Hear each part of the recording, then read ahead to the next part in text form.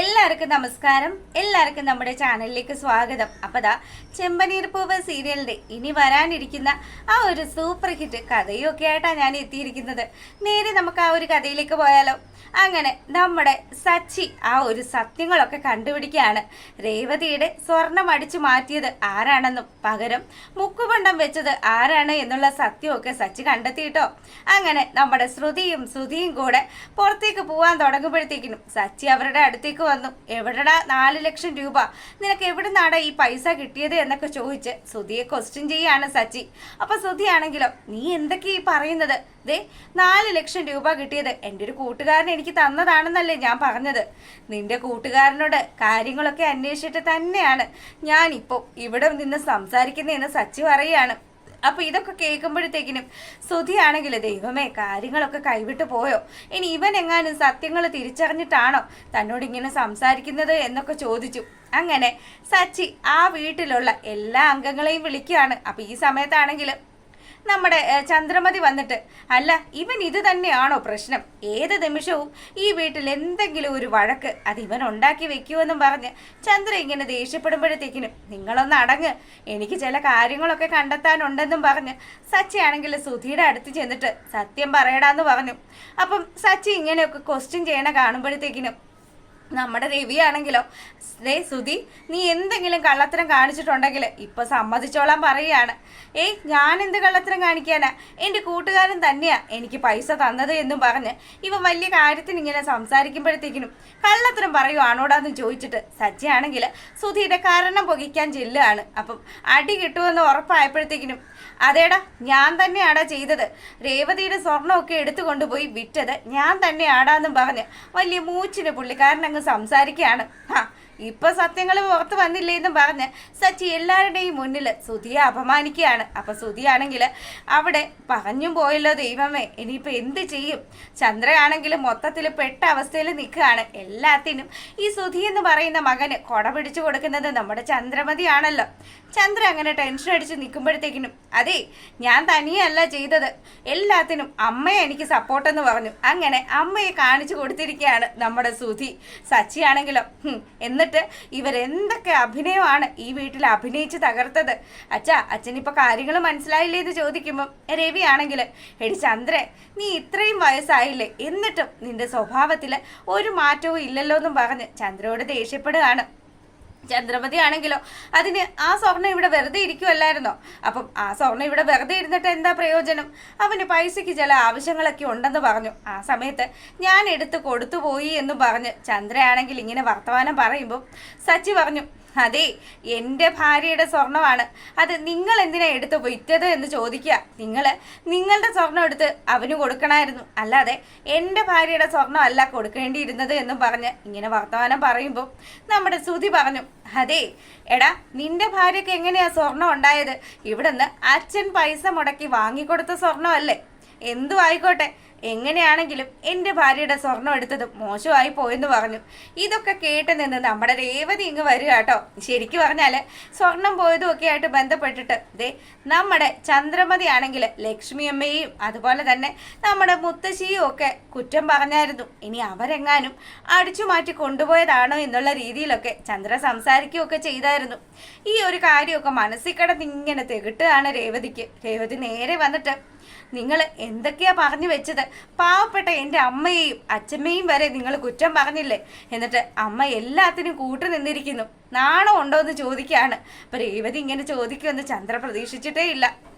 അങ്ങനെ ചന്ദ്രമതി അവിടെ ഇങ്ങനെ വർത്തമാനം പറയാനില്ലാതെ വായുവൊക്കെ പൂട്ടി അവിടെ അങ്ങനെ നിൽക്കുമ്പോഴത്തേക്കിനും രവി പറഞ്ഞു, ഇതുപോലെയുള്ളൊരു കള്ളിയും അതിന് കഞ്ഞി വെച്ചൊരു മകനും എന്ന് പറഞ്ഞ് രണ്ടിനെയും എടുത്തിട്ട് പെരുക്കാൻ തുടങ്ങുകയാണ്. അപ്പൊ ശ്രുതി പറഞ്ഞു, അച്ഛാ എന്നോട് ക്ഷമിക്കണം, എൻ്റെ ബിസിനസ് മുഴുവനും തകർന്നു പോയി, അന്നേരം എനിക്ക് പറ്റിപ്പോയൊരു അബദ്ധമാണെന്നൊക്കെ പറഞ്ഞപ്പോൾ നമ്മുടെ വർഷയാണെങ്കിലോ, ചേട്ടന് നാണം ഉണ്ടോ എന്ന് ചോദിക്കുക. ചേട്ടൻ എന്തെങ്കിലും ഒരു ആവശ്യം വന്നാൽ അത് ചേട്ടൻ്റെ ഭാര്യയുടെ സ്വർണം എടുത്തിട്ട് വേണം ചെലവാക്കാനായിട്ട്, അല്ലാതെ രേവതി ഏട്ടത്തിയുടെ സ്വർണ്ണമൊക്കെ എടുത്ത് അത് ചെലവാക്കിയിട്ടല്ല വലിയ അന്തസ്സ് കാണിക്കുന്നത്, സ്വന്തമായിട്ട് പണിയെടുത്ത് ജീവിക്കണമെന്ന് പറഞ്ഞു. അപ്പം എല്ലാവരും കൂടെ കാക്കയിട്ട് കൊത്തുന്നത് പോലെ നമ്മുടെ ശ്രുതിയിട്ട് കൊത്തി പറിക്കുമ്പോഴത്തേക്കിനും ശ്രുതിക്കാണ് ഇതൊക്കെ കേട്ടിട്ട് സഹിക്കുന്നേ ഇല്ല.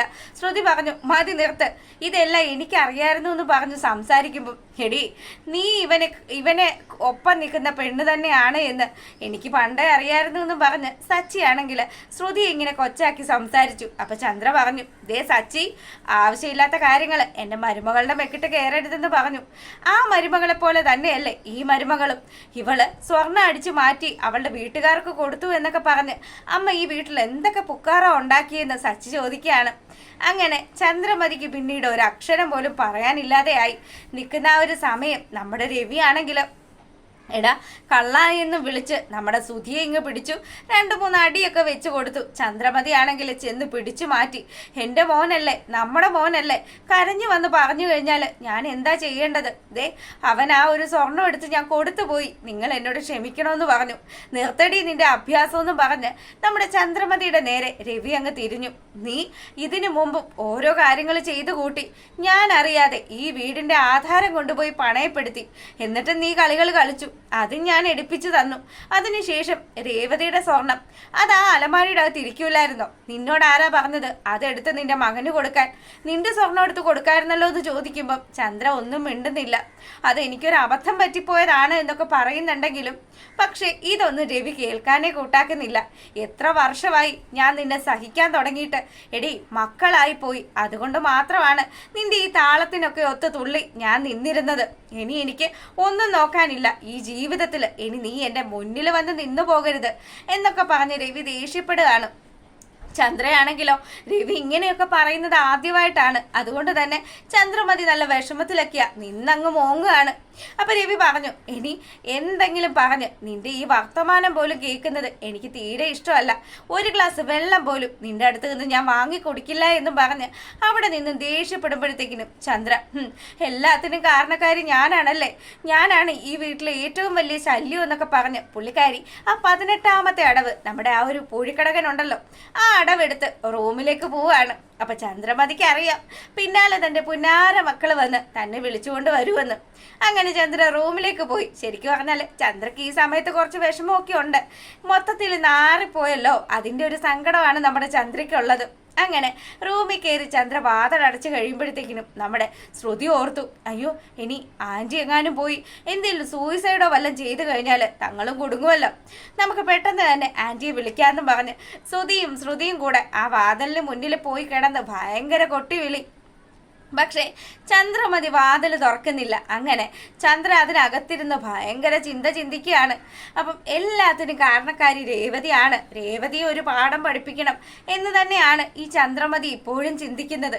അങ്ങനെ നമ്മുടെ ശ്രീകാന്തിനും വർഷയ്ക്കും ഒക്കെ ടെൻഷനായി. വർഷയാണെങ്കിൽ അനങ്ങാതെ അവിടെ നിൽക്കുക കേട്ടോ.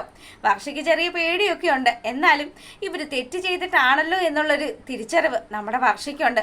പക്ഷെ ശ്രീകാന്ത് അങ്ങനെയല്ല. ശ്രീകാന്ത് തൻ്റെ അമ്മയെക്കുറിച്ച് കുറച്ച് ബോധേഡാണ്. അതുകൊണ്ട് തന്നെ ഇവൻ വന്നിട്ട് അച്ഛനോട് പറഞ്ഞു, അച്ഛനൊന്ന് വിളിക്ക്, ദയവ് ചെയ്ത് വിളിക്ക്, അമ്മ ഇനി എന്തെങ്കിലും കടുങ്കൈ ചെയ്ത് കഴിഞ്ഞാൽ അത് നമുക്ക് പ്രശ്നമാകില്ലേ എന്നൊക്കെ പറഞ്ഞ് ഇങ്ങനെ സംസാരിക്കുകയാണ്. അപ്പം ആ സമയത്താണെങ്കിലോ നമ്മുടെ രേവതിയും പറഞ്ഞു, അയ്യോ ഇനി എന്തെങ്കിലും ഒരു പൊട്ടബുദ്ധി തോന്നിയാലോ നമുക്ക് പോയെന്ന് വിളിക്കാമെന്നും പറഞ്ഞ് സച്ചിയുടെ അടുത്ത് സംസാരിക്കുമ്പോഴത്തേക്കിനും സച്ചി പറഞ്ഞു, വേണ്ട, നമ്മൾ പോയി വിളിക്കേണ്ട ആവശ്യമൊന്നുമില്ല, ഇതൊക്കെ ഇവിടെ നടക്കുന്നതാണ്.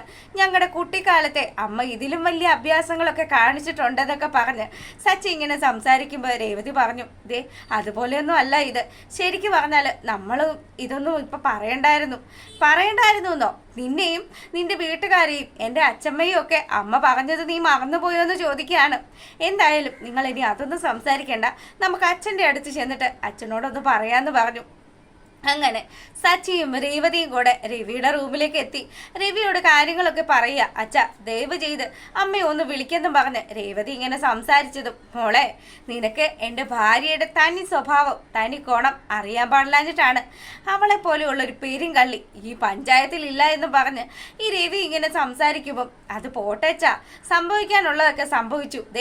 അമ്മ റൂമിൽ കയറി വാതിലടച്ചിരിക്കുകയല്ലേ, അതുകൊണ്ട് അച്ഛനൊരു കാര്യം ചെയ്യും, ഒരു പ്രാവശ്യം അച്ഛൻ പോയെന്ന് വിളിക്കുക എനിക്കെന്ന് പറഞ്ഞു. രവിയാണെങ്കിൽ ഇവര് 2 മക്കൾ പറഞ്ഞിട്ടും ഇതൊന്നും കേൾക്കാൻ തയ്യാറാകുന്നേ ഇല്ല. അപ്പം ധർമ്മസങ്കടത്തിലായി നിൽക്കുകയാണ് നമ്മുടെ സച്ചിയും രേവതിയും ഒക്കെ. അത്തരത്തിലുള്ള ഒരു സൂപ്പർ ഹിറ്റ് വിശേഷമാണ്. ഇതിന്റെ ബാക്കി കഥ കേൾക്കാൻ നിങ്ങൾക്ക് ഇഷ്ടമാണെങ്കിൽ കാത്തിരിക്കുക, നമ്മൾ വരുന്നതായിരിക്കും. അതുവരെ എല്ലാവർക്കും നല്ലൊരു ദിവസമൊക്കെ ആശംസിച്ചുകൊണ്ട് വീഡിയോ വൈൻഡപ്പ് ചെയ്യാണ്. അപ്പോൾ ഓക്കെ, താങ്ക്